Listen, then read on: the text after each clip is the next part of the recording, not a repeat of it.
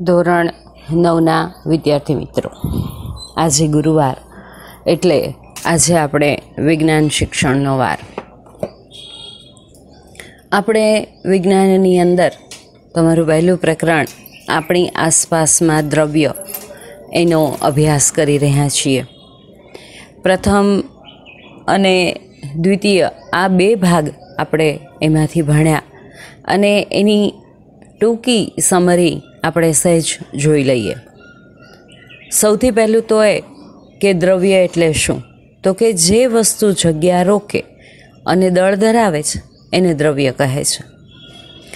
બીજી આપણે ચર્ચા કરી હતી દ્રવ્યના ભૌતિક સ્વભાવ એટલે કે પ્રકૃતિની. તો એમાં આપણે ચર્ચા કરી હતી કે દ્રવ્ય કણોનું બનેલું છે અને દ્રવ્યના કણો અતિ સૂક્ષ્મ હોય છે. આ ચર્ચા પછી આપણે દ્રવ્યના કણોની લાક્ષણિકતાઓની ચર્ચા કરી હતી અને એની લાક્ષણિકતાઓ ફરીવાર જોઈ લઈએ તો દ્રવ્યના કણો અતિ સૂક્ષ્મ હોય છે અને ચોક્કસ દળ ધરાવે છે. બીજી લાક્ષણિકતા દ્રવ્યના કણો વચ્ચે ખાલી સ્થાનો એટલે કે અવકાશ રહેલા હોય છે, તેથી એક દ્રવ્ય બીજા દ્રવ્યમાં સરળતાથી મિશ્ર થઈ શકે છે. અને એના ઉદાહરણ સ્વરૂપ આપણે વાત કરી હતી કે ભાઈ પાણીની અંદર મીઠું ઓગાળીએ તો મીઠાના કણો છે એની અંદર દ્રાવ્ય થઈ અને જ્યારે આપણે પાણી ચાખીએ તો એ ખારું લાગે છે, તો પાણીના કણોની વચ્ચે મીઠાના કણો છે તે ગોઠવાઈ જાય છે. ખાંડમાં અને લીંબુ અને પાણી ભેગું કરીને આપણે લીંબુનું શરબત બનાવીએ તો એમાં પણ પાણીના અણુઓની વચ્ચેની જગ્યામાં અવકાશની અંદર ખાંડના અને લીંબુના કણો છે તે ગોઠવાઈ જાય છે, જેથી આપણે એને શરબત સ્વરૂપે પી શકીએ છીએ. બીજી લાક્ષણિકતા એ હતી કે દ્રવ્યના કણો સતત ગતિશીલ હોય છે એટલે કે ગતિજ ઉર્જા ધરાવે છે અને તાપમાન વધતા કણોની ગતિજ ઉર્જા વધે છે. અહીંયા આપણે વાત કરી હતી કે અગરબત્તી છે એ સળગાવ્યા વગરની જો રૂમમાં પડી હોય તો આપણને એની સુગંધ નહીં આવે. એની પાસેથી સાવ નીકળીએ અને સૂંઘીએ હાથમાં લઈને તો આપણને અગરબત્તીની સુગંધ આવશે, પરંતુ એને સળગાવ્યા વગરની પડી હશે તો આમને સુગંધ નહીં આવે. પણ એની જગ્યાએ આપણે સળગાવેલી અગરબત્તી જો રાખીએ તો એની સુગંધ છે એ એક રૂમમાંથી બીજા રૂમ, ત્રીજા રૂમ કે છેક ફળિયા સુધી બહાર પણ સુગંધ આવે. અને એનો અનુભવ તમે અત્યારે સૌ ઘરે કરતા હશો કે તમારા મમ્મી, દાદી, પપ્પા જે કોઈ ભગવાનને દીવો કરે તો દીવો જ્યારે પ્રગટેલો હશે ત્યારે એની સુગંધ નહીં આવે, પણ જ્યારે એ વધેરાઈ જશે એટલે કે એનું દિવેલ ખલાસ થઈ જશે અને દીવો બુઝાઈ જશે ત્યારે ઠરી ગયેલા દીવાની સુગંધ છે આપણને ચોમેર આવે, ખબર પડે કે દીવો વધેરાઈ ગયો એટલે કે બુઝાઈ ગયો એમ. અને અગરબત્તી સળગાવી હોય તો છેક ફળિયા સુધી એની સુગંધ આવે. આપણે શાળામાં પણ તમે તમારા વર્ગમાં અગરબત્તી કરતા હો છો તો આપણને લોબીમાં બાજુના વર્ગમાં એની સુગંધ છે તે આવતી હોય છે, કારણ કે એનું અણુઓ છે એ દ્રવ્યના કણો સતત ગતિશીલ હોય છે એટલે ગતિજ ઉર્જા ધરાવે છે અને એમાં તાપમાન વધે તો આપણને એની ગતિજ ઉર્જા વધે અને પરિણામે સુગંધ છે તે ફેલાય છે.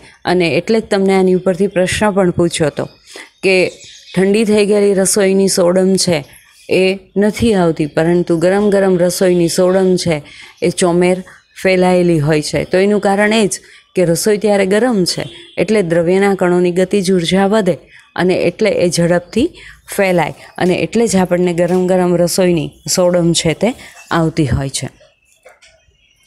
અને ચોથી લાક્ષણિકતા એ હતી કે દ્રવ્યના કણો છે તે એકબીજાને આકર્ષે છે. એટલે એ આકર્ષે છે એની વાત પણ આપણે કરી હતી અને ત્યારે આપણે એકબીજા સાથે સાંકળ બનાવીને, જૂથ બનાવીને, માનવ સાંકળ બનાવીને જે એકબીજાને આંગળીના માત્ર ટેરવાના સ્પર્શ હશે તો એ સાંકળ ઝડપથી તૂટશે. એકબીજાનો હાથ પકડીને સાંકળ રચી હશે તો થોડું ઓછું ભાર દેવું પડશે, પણ એકબીજાના કમરેથી હાથ પકડીને તમે માનવ સાંકળ રચી હશે તો એ સાંકળ તૂટશે નહીં. એટલે કે આ રીતે આપણને એનો ખબર પડે. અને એનું એક પ્રવૃત્તિ પણ તમને આપી હતી કે એક લોખંડની ખીલી, ચોકનો ટુકડો કે રબર બેન્ડ લ્યો, હથોડી વડે પ્રહાર કરો, કાપો અથવા તો ખેંચીને તોડવાનો પ્રયત્ન કરો તો એ પૈકી લોખંડની ખીલ્લી છે એમાં કણો છે તે એકબીજા સાથે પ્રબળ આકર્ષણથી જોડાયેલા હશે, એટલે લોખંડની ખીલ્લી છે એને આપણે હથોડી વડે પ્રહાર કરીને તોડી નહીં શકીએ. રબર છે એને ખેંચશું અમુક હદ સુધી તો એ નહીં તૂટે, પણ એની ઇલાસ્ટિસિટીથી વધારે જ્યારે આપણે ખેંચીએ ત્યારે રબર તૂટી જાય છે. એટલે એમાં ખીલી કરતાં ઓછું વળે એ તૂટી જાય છે. અને ચોકનો કટકો છે એની ઉપર તો હથોડીનો એક ઘા કરીએ અને તરત જ એનો ભૂકો થઈ જશે. એટલે કે ચોકના જે દ્રવ્યના કણો છે એમાં આકર્ષણ બળ છે એ સૌથી ઓછું છે. તો આ વાત આપણે કરી હતી ગયા ગુરુવાર સુધી. એટલે દ્રવ્ય એટલે શું, દ્રવ્યના ભૌતિક સ્વભાવ અને દ્રવ્યના કણોની લાક્ષણિકતા, અને આવા ઉદાહરણો દ્વારા આપણે એની સમજણ મેળવી હતી. દ્રવ્ય એકબીજામાં ભળી જાય એને માટે આપણે વાત કરી હતી કે પાણીની અંદર પોટેશિયમ પર્ગેમેન્ટનો એક કણ નાખીએ કે પાણીની અંદર એક ટીપું શાહીનું નાખીએ તો એની મેળે આખામાં પ્રસરી જાય છે, તો એ દ્રાવણ રંગીન થઈ જાય છે. તો એ બતાવે છે કે ભાઈ ત્યાં પાણીના કણો વચ્ચે અવકાશ છે ને ત્યાં શાહીના કણો કે પોટેશિયમ પર્ગેમેન્ટના કણો ગોઠવાઈ જાય છે, એટલે દ્રાવણ છે એ રંગીન બની જાય છે. હવે આજે આપણે એમાં એ જ પ્રકરણમાં આગળ વાત કરવી છે કે આપણી આજુબાજુ જો બધા દ્રવ્યો જોઈએ અને એનું અવલોકન કરીએ તો આપણને દ્રવ્યો છે કેવા કેવા પ્રકારના જોવા મળે.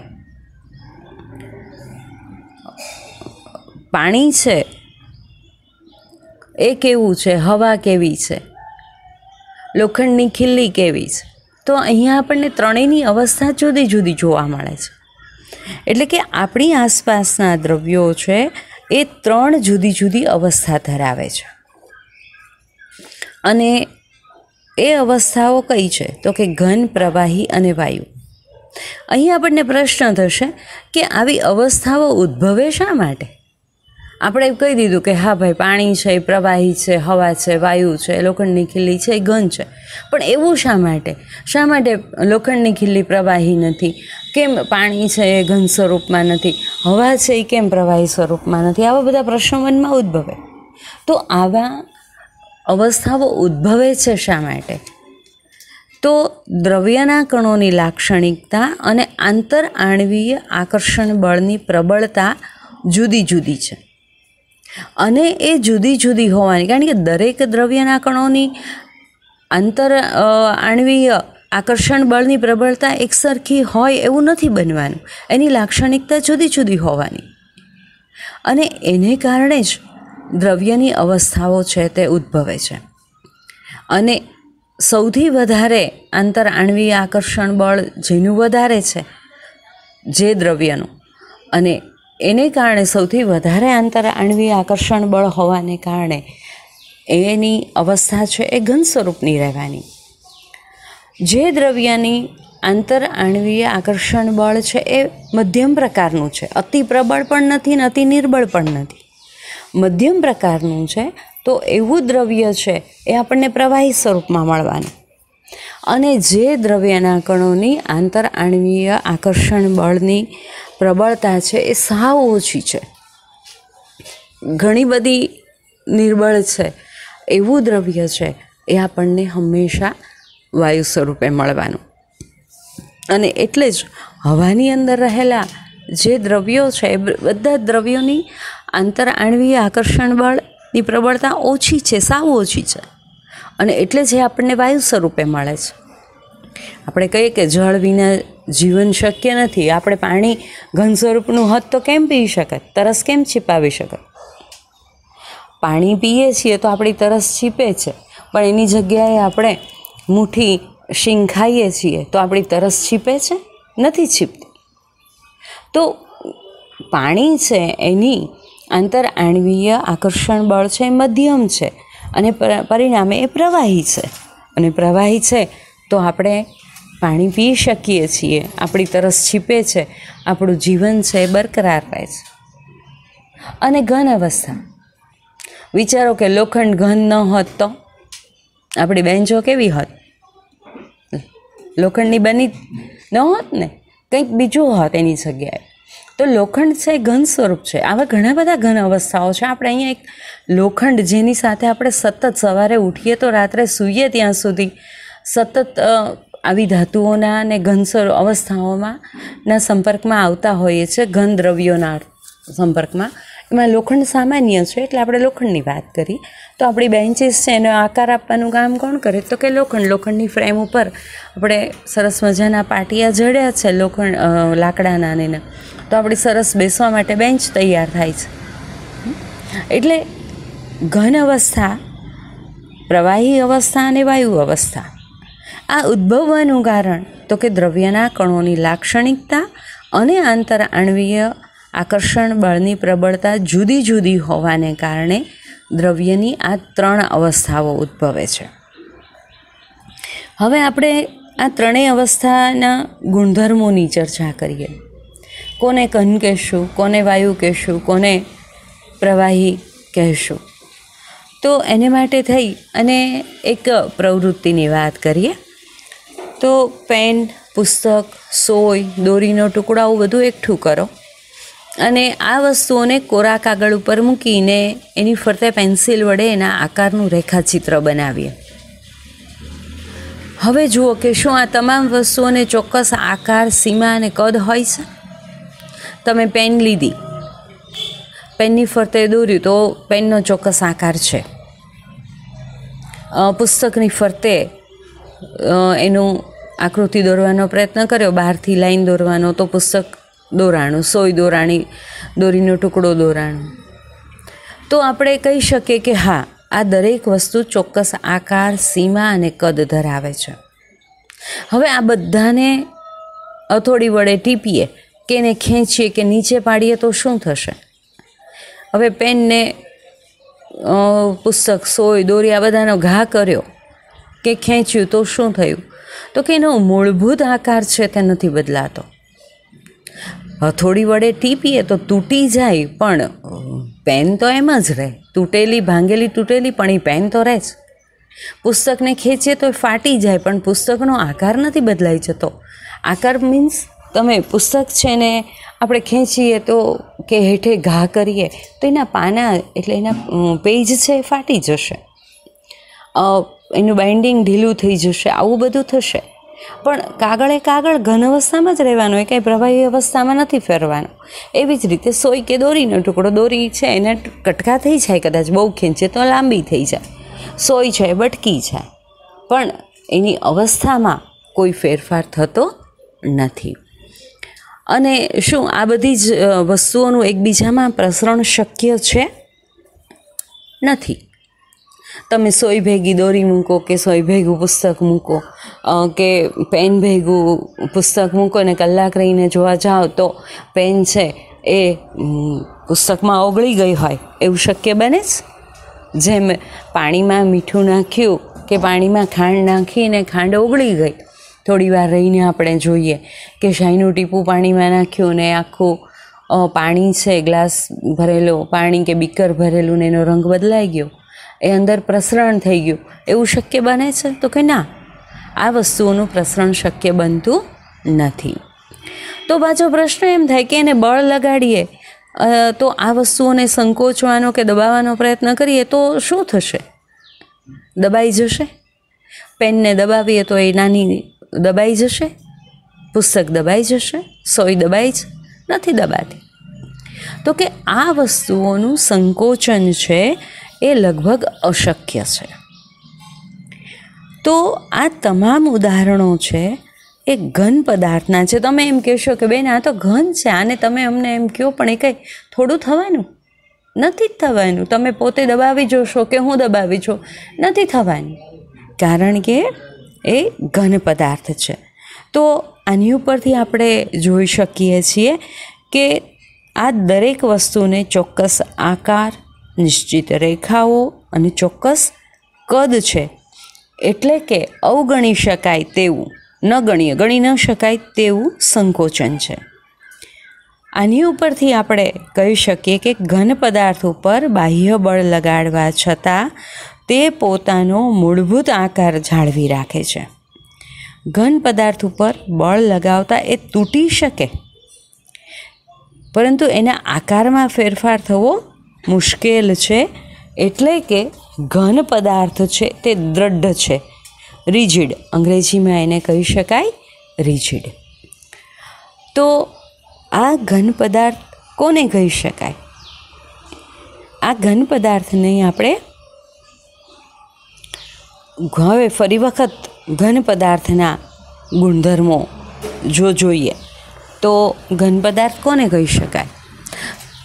તો ઘન પદાર્થના ગુણધર્મો અથવા તો ઘન પદાર્થની લાક્ષણિકતાઓ જોઈએ તો સૌથી પહેલો ગુણધર્મ એ છે કે ઘન પદાર્થને ચોક્કસ આકાર, કદ અને સીમા હોય છે. ઘન પદાર્થને ચોક્કસ આકાર, કદ અને સીમા હોય છે. બીજો ગુણધર્મ લઈએ તો ઘન પદાર્થ પર બાહ્ય બળની અથવા તો બાહ્ય દબાણની ખાસ અસર થતી નથી. એનો અર્થ એવો છે કે એનું સંકોચન પામતા નથી. એટલે કે ઘન પદાર્થ છે તે અદબનીય છે, એને દબાવી શકાતા નથી, એનું સંકોચન થઈ શકતું નથી. એટલે ઘન પદાર્થ છે તે અદબનીય છે. ત્રીજો ગુણધર્મ ઘન પદાર્થનો, ઘન પદાર્થ તરલ હોતા નથી અને એટલે જ એનું વહન થઈ શકતું નથી, એ વહી શકતા નથી. જ્યાં જે પરિસ્થિતિમાં એને મૂક્યા છે એ પરિસ્થિતિમાં એ એમને એમ રહે છે.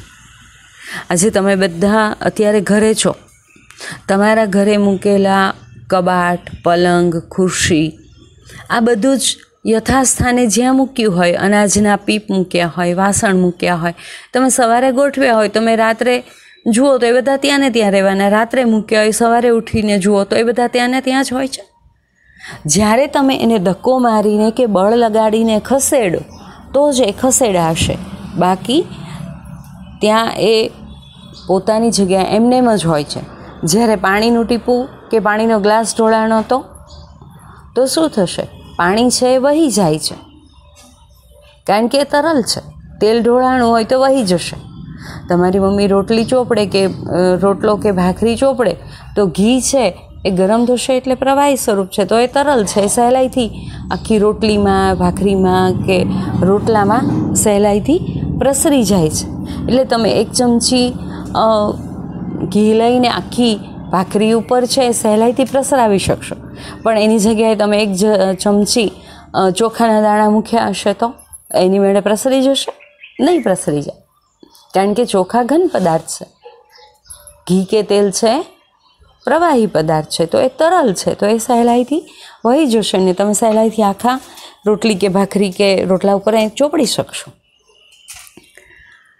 આજે તમે બધા તમારા પુસ્તકો છે સોંપીને આવ્યા છો, બેન્ચો છે એ બધી વર્ગમાં પડી છે. હવે સ્કૂલ ખુલે ત્યારે તમે જુઓ કે બેન્ચો એની મેળે વહી ગઈ હોય, ક્યાં ગઈ તો ખબર નહીં, તો એની મેળે વહી ગઈ. શક્ય બનવાનું નથી, બનવાનું, કારણ કે બેન્ચ છે એ ઘન પદાર્થ છે. એટલે ઘન પદાર્થ છે એની આ ત્રીજી લાક્ષણિકતા કે ઘન પદાર્થ છે એ તરલ હોતા નથી, એટલે વહી શકતા નથી. ચોથો ગુણધર્મ લઈએ તો બાહ્ય બળ લગાડવાથી ઘન પદાર્થ તૂટી શકે છે, પરંતુ તેના આકારમાં ફેરફાર થવો મુશ્કેલ છે, એટલે કે તેઓ દ્રઢ હોય છે. અને પાંચમું લાક્ષણિકતા એટલે કે સ્પંજ, વાદળી, એને આપણે દબાવી શકીએ છીએ, કારણ કે એના ઘટક કણો વચ્ચે રહેલી જગ્યામાંની હવા બહાર નીકળી જાય છે, પરંતુ તે પોતાની અવસ્થા બદલતી નથી. આપણે સૌ મુસાફરી કરીએ છીએ બસમાં, તો બસની સીટ ઉપર બેસીએ તો સીટ દબાઈ જાય છે. શું કરવા દબાઈ જાય છે?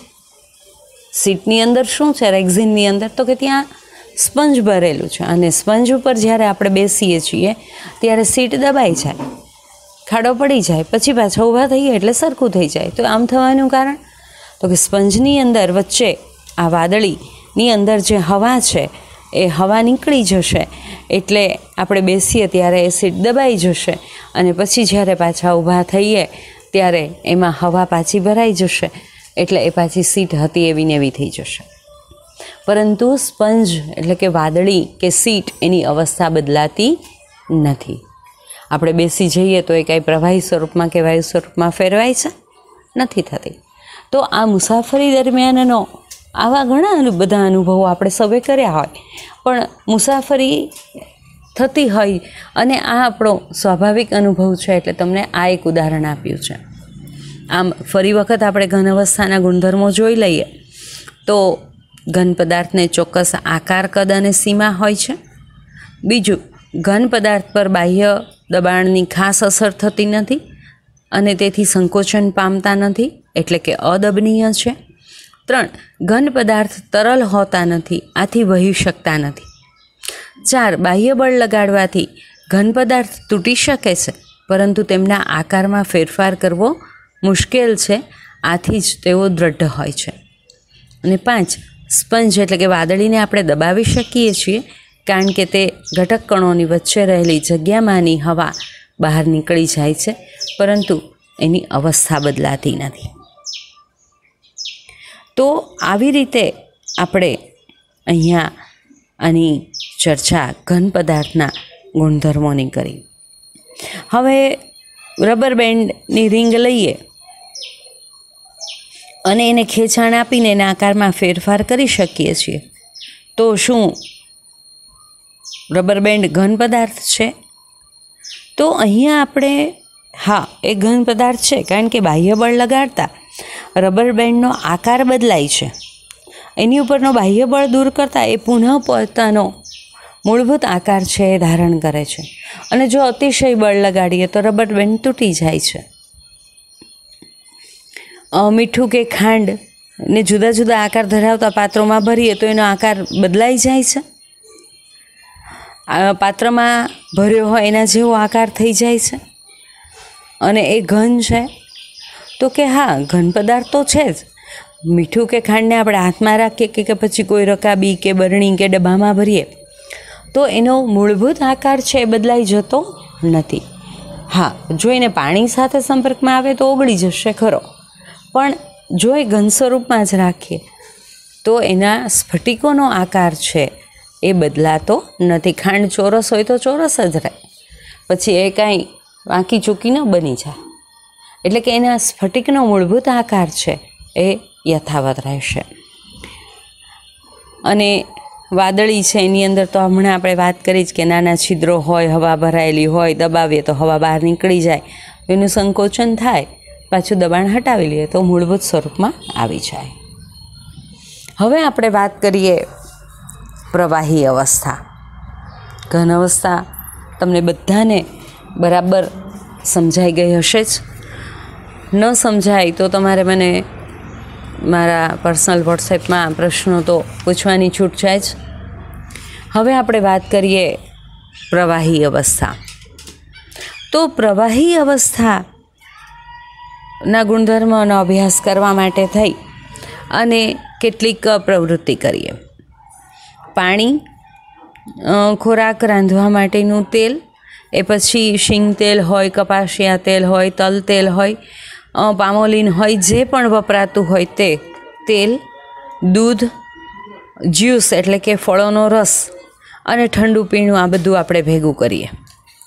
અને પછી એને એકઠું કર્યા પછી બીજી બાબત આપણે એ જોવાની કે પ્રયોગશાળામાં માપન નળાકાર એટલે કે મેઝરિંગ સિલિન્ડરની મદદથી આ જુદા જુદા આકારના પાત્રોમાં, વાસણોમાં 50 મિલીલીટર કદ ઉપર એની નિશાની કરો. હવે આ બધા પ્રવાહીઓ છે એને જો આપણે ભોંય તળિયે ઢોળી દઈએ તો શું થશે? તો કે ભોંય તળિયે ઢોળી દઈએ તો બહુ સ્વાભાવિક છે કે ઢોળાઈ જશે. આપણે એમ કે આ ઢોળાઈ ગયું.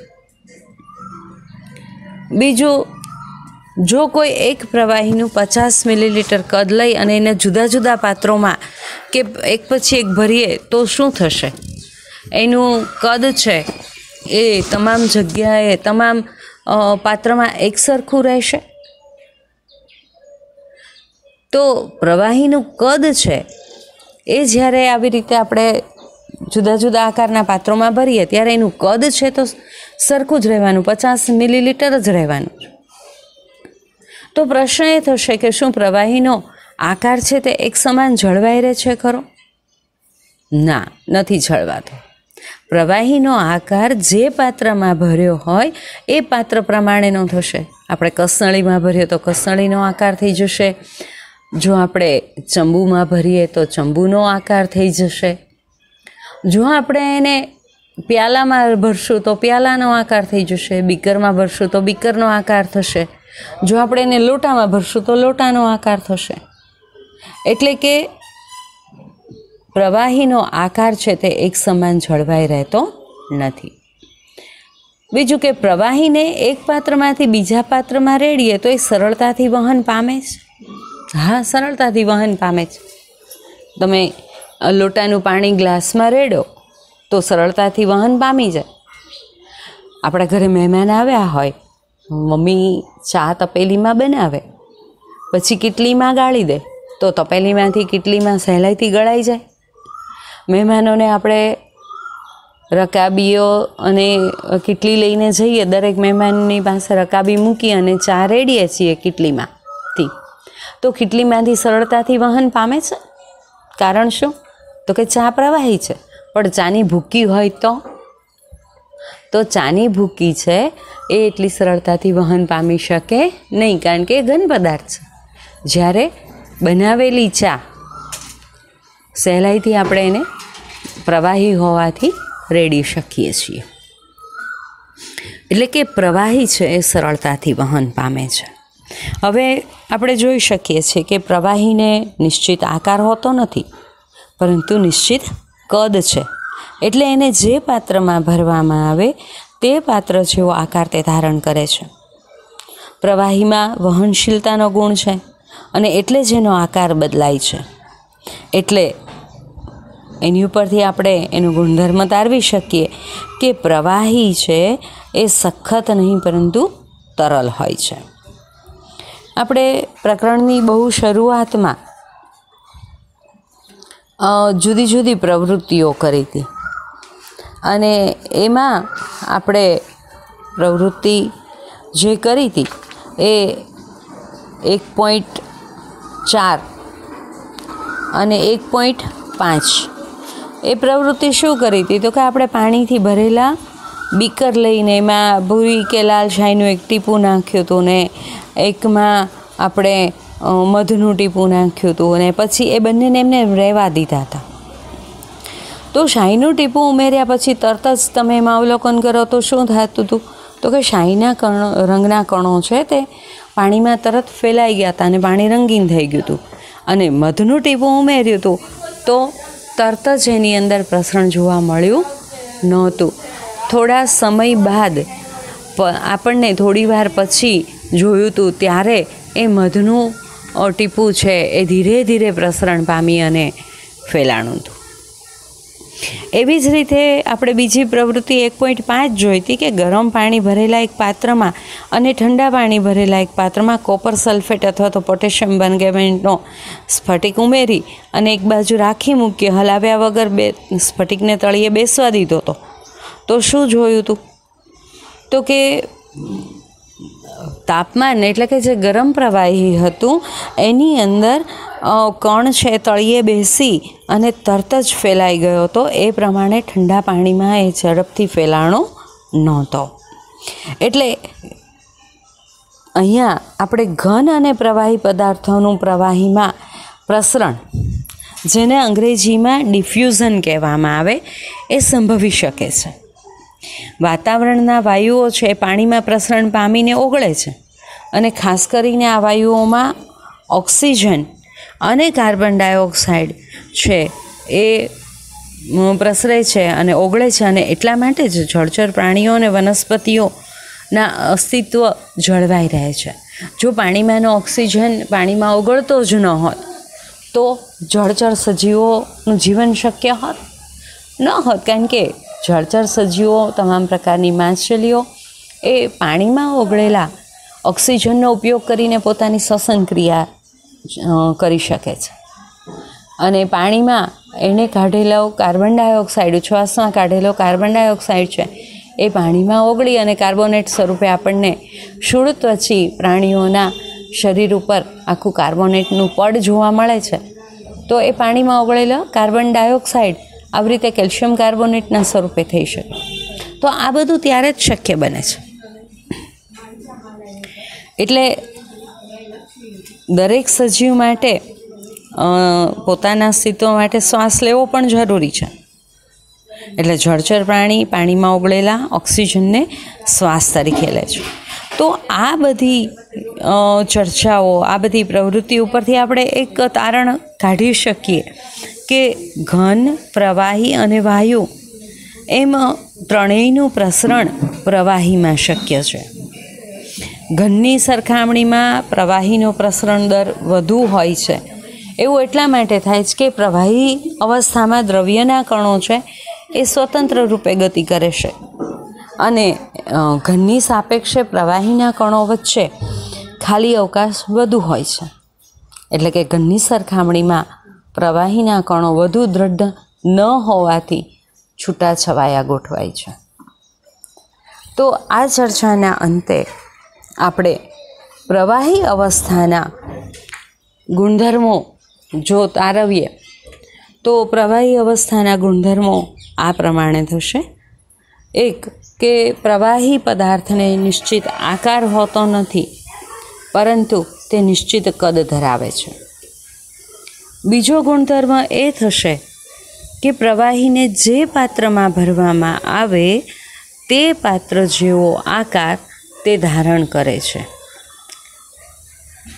ત્રીજો ગુણધર્મ, પ્રવાહીમાં વહનશીલતાનો ગુણ છે, તેથી જ તેનો આકાર બદલાય છે. 4, પ્રવાહી તરલ છે પરંતુ સખત એટલે કે દ્રઢ નથી. 5, ઘન અને પ્રવાહી પદાર્થોનું પ્રવાહીમાં પ્રસરણ સંભવી શકે છે.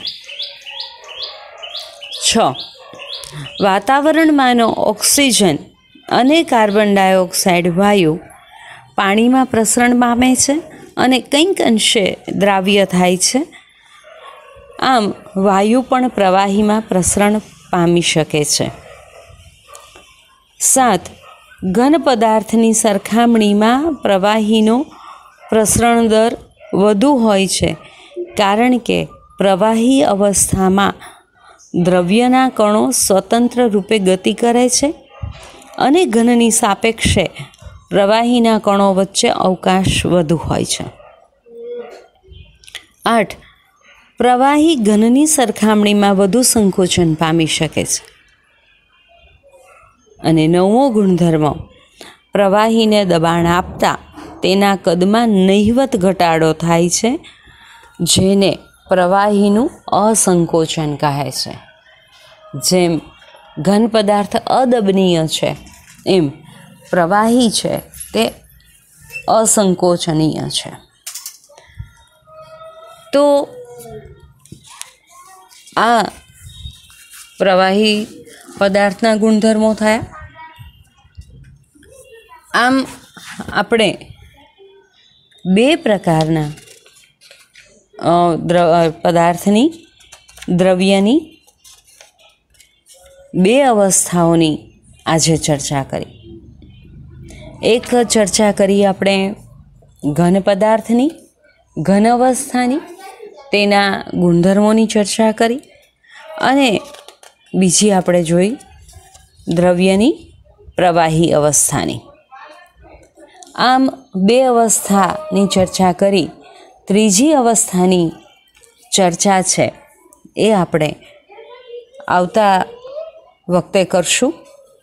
અને અહીંયા આપણે કેટલાક પ્રશ્નો પણ જોઈ લઈએ.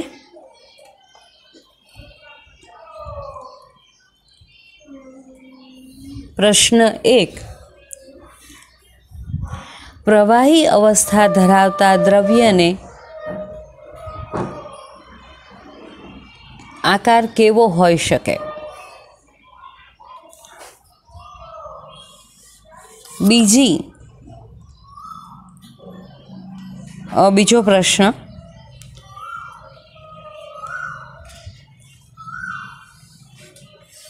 પદાર્થમાં રહેલા ઘટક કણોની ગોઠવણી શેમાં સૌથી ઓછી અનિયમિત અને કઈ અવસ્થામાં સૌથી વધુ નિયમિત હોય છે? દ્રવ્યની કુદરતી ભૌતિક અવસ્થાઓ કેટલી? પ્રશ્ન 4, દ્રવ્યની કઈ ભૌતિક અવસ્થામાં તેને ચોક્કસ આકાર હોય છે? પ્રશ્ન 5, તાપમાનમાં વધારો કરતાં દ્રવ્યમાં શો ફેરફાર જોવા મળે છે? પ્રશ્ન 6, પ્રવાહીને એક પાત્રમાંથી બીજા પાત્રમાં રેડતા શું જોવા મળે છે?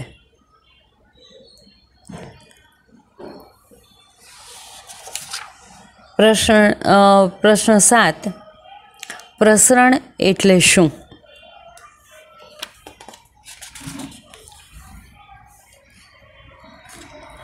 પ્રશ્ન 8, ઘનની સરખામણીમાં પ્રવાહીનો પ્રસરણ દર કેવો હોય છે?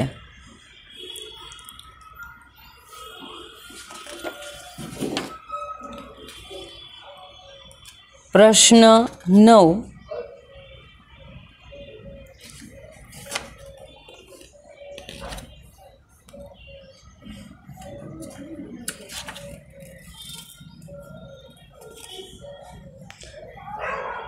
લોખંડની ખીલી, ચોકનો ટુકડો અને રબર બેન્ડ આ ત્રણેય પદાર્થોને આંતરઆણવીય આકર્ષણ બળની પ્રબળતાના ચડતા ક્રમમાં ગોઠવો, એટલે કે સૌથી ઓછી પ્રબળતાથી સૌથી વધુ પ્રબળતા તરફ એને ગોઠવવાના છે.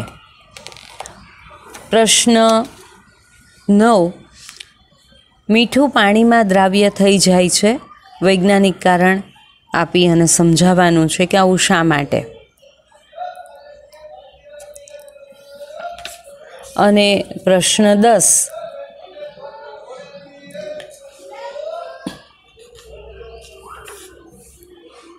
મધ અને શાહીનું ટીપું સમાન કદના પાણીમાં ઉમેર્યા બાદ બંનેનું પાણીમાં પ્રસરણ અસમાન છે, શા માટે?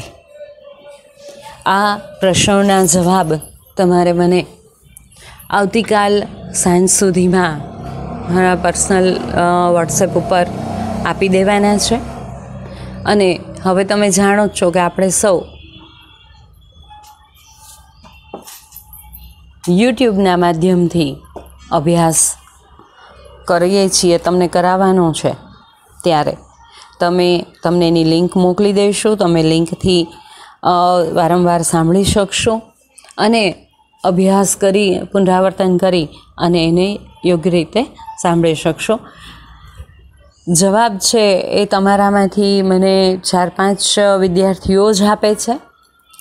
તમે કોઈ પાસે લખાવો અને કાગળ જવાબમાં મૂકો, કે તમને થોડું ફાવતું હોય અને લખીને કાગળનો ફોટો મૂકો, એની કરતાં એ ચાલશે. પરંતુ કોઈની એવી રીતે કોઈ લખી દેની રાહ જોવી, એની બદલે તમે જાતે બોલીને